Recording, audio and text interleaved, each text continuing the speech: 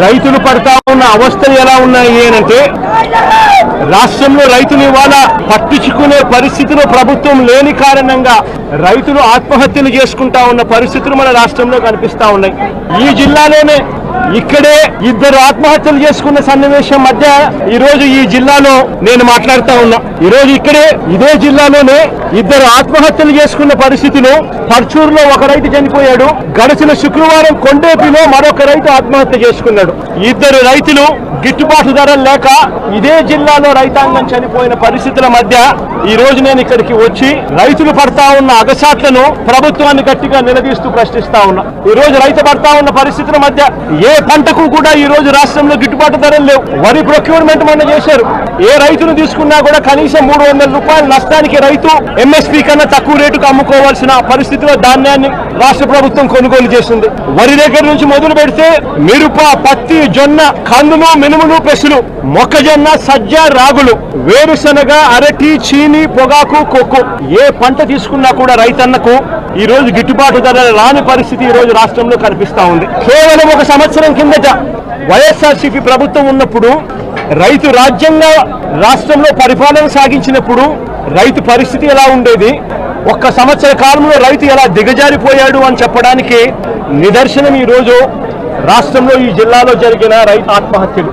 గత ఏడాది రైతు భరోసా కింద రైతన్న పెట్టుబడి సమయంలో రైతన్నకు పంట వేసే సమయంలోనే మే మాసం చివరికల్లా ఖరీఫ్ మొదలయ్యే నాటికల్లా రైతన్నకు రైతు భరోసా కింద పెట్టుబడి సహాయం కింద సహాయం అందేది. వైఎస్ఆర్సీపీ ప్రభుత్వ హయాంలో, మా ప్రభుత్వ హయాంలో గత ఏడాది రైతు భరోసా కింద అందుతా ఉన్న ఆ సొమ్ము చంద్రబాబు నాయుడు గారు వచ్చిన తర్వాత ఆగిపోయింది. ఈ పెద్ద మనిషి చంద్రబాబు నాయుడు గారు వచ్చిన తర్వాత గత ఏడాది రైతు భరోసా కింద మోడీ గారు ఇచ్చే 6,000 కాక మరో 20,000 రూపాయలు రైతు భరోసా కింద ఇస్తానని చెప్పాడు పెద్ద మనిషి చంద్రబాబు నాయుడు. గత సంవత్సరం రైతులకు ఇవ్వాల్సిన 20,000 రూపాయలు ఎగరగొట్టేశాడు. ఈ సంవత్సరం కూడా జూన్ 10వ తారీఖున మోడీ గారు ఇవ్వాల్సింది ఇచ్చేసింది, చంద్రబాబు నాయుడు గారు ఇవ్వాల్సింది మాత్రం ఎగరగొట్టిన పరిస్థితుల మధ్య ఈ రోజు రాష్ట్రంలో వ్యవసాయం జరుగుతూ ఉంది.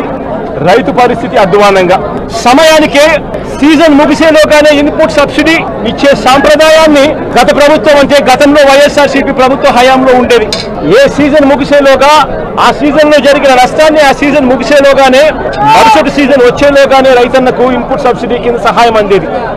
ఈ రోజు ఆ ప్రక్రియను గాలికి వదిలేసిన పరిస్థితుల మధ్య ఈ రోజు వ్యవసాయం జరుగుతూ ఉంది. వైఎస్ఆర్సీపీ ప్రభుత్వ హయాంలో అంటే మా ప్రభుత్వ హయాంలో రైతులకు పంట వేసిన తర్వాత ఆ పంట నష్టం పోతుంది అన్న భయం లేకుండా రైతులకు ఉచితంగా పంటల బీమా చేసి ప్రతి ఎకరాను ఈ క్రాప్ చేసి ఆర్బీకేల ఆధ్వర్యంలో పారదర్శకంగా రైతులకు ఉచిత పంటల బీమా వైఎస్ఆర్సీపీ ప్రభుత్వం అమలు చేస్తే చంద్రబాబు నాయుడు గారి ప్రభుత్వం వచ్చిన తర్వాత ఆ ఉచిత పంటల బీమా ఎత్తివేసిన పరిస్థితుల్లో ఈ రోజు రాష్ట్రంలో వ్యవసాయం కనిపిస్తా ఉంది. ఈ క్రాప్ వ్యవస్థను పూర్తిగా నీరుగార్చేశారు. దళారీలు లేకుండా పంటలు కొనుగోలు చేసే ఆర్బీకే వ్యవస్థను నీరుగార్చిన పరిస్థితులు ఈ రోజు రాష్ట్రంలో చూస్తా ఉన్నాం. ఎరువులు, విత్తనాలు, పురుగుల మందులు ఇవన్నీ కూడా నాణ్యతను పరిశీలించి నాణ్యతకు ప్రభుత్వమే గ్యారంటీ ఇస్తూ రాష్ట్రంలో రూరల్ కాన్స్టిట్యుయెన్సీలో 146 ల్యాబులు ఏర్పాటు చేసి కాన్స్టిట్యుయెన్సీకి ఒక ల్యాబును ఏర్పాటు చేసి ఆ ల్యాబులన్నీ అందుబాటులో తీసుకొని వచ్చి విత్తనాలు కానీ, ఎరువులు కానీ, పురుగుల మందులు కానీ ఆర్బీకేల ద్వారానే నాణ్యతకు గ్యారంటీ ఇస్తూ రైతులకు గ్రామంలోనే రైతులకు అందుబాటులో ఉండే పరిస్థితిని వైఎస్ఆర్సీపీ ప్రభుత్వం చేస్తే ఈ ప్రభుత్వం దాన్ని పూర్తిగా గాలికి వదిలేసి ఈ రోజు మళ్లీ రాష్ట్రంలో కల్తీ విత్తనాలు, కల్తీ ఎరువులు, పురుగుల మందుల మధ్య రైతు జీవితం తల్లడిల్లిపోతా ఉన్న పరిస్థితి ఈ రోజు రాష్ట్రంలో కనిపిస్తా ఉంది.